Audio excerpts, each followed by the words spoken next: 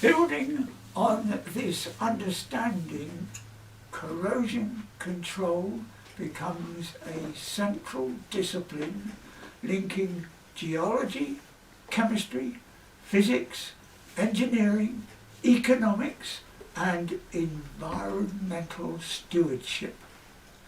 Pipelines carrying heavy Venezuelan crude face very different corrosion mechanisms than those transporting light Nigerian or Brent-grade oils. Yet both are governed by the same electrochemical laws. Water content, microbiology, microbial activity, temperature gradients, and stray electrical currents all interact with material properties to determine whether a system remains stable or begins to fail. Effective control therefore depends on measurement, feedback, and continuous adjustment rather than fixed rules or static specifications. This is where modern monitoring technologies and distributed data systems become transformative.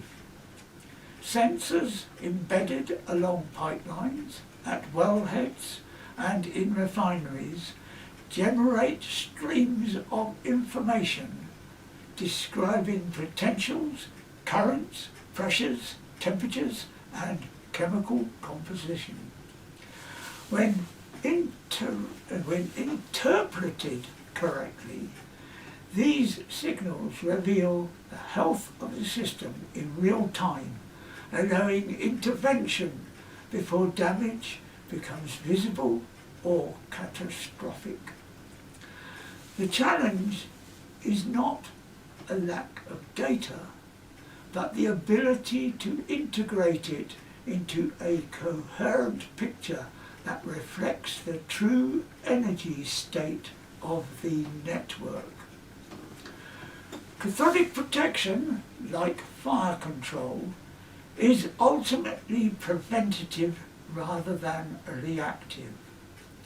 Red air was called only after disaster had already erupted. Corrosion engineers aim to ensure that such moments never occur. By maintaining steel in an energetically unfavourable state of oxidation, cathodic protection quietly preserves assets worth billions while protecting communities and ecosystems. Its success is measured not in dramatic events, but in decades of uneventful operation, a form of achievement that often goes unnoticed until it is absent. As global energy systems evolve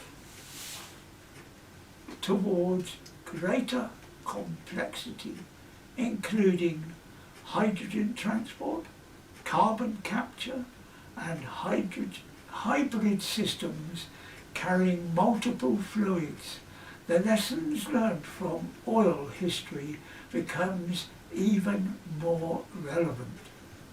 Each new vector introduces unfamiliar corrosion mechanisms and new forms of stored energy that must be understood and controlled. The future will favour those who can see these systems holistically, recognising that mechanical, chemical, electrical and social forces are inseparable parts of the same dynamic process. Ultimately, The story of crude oil from heavy bitumen to light sweet blends, from desert blowouts to subsea pipelines, is a story about humanity learning to live with powerful natural forces. Progress has never come from denying those forces or from exploiting them blindly, but from studying them carefully and aligning human systems with their behaviour. When energy is respected, measured and guided, rather than resisted, infrastructure becomes safer,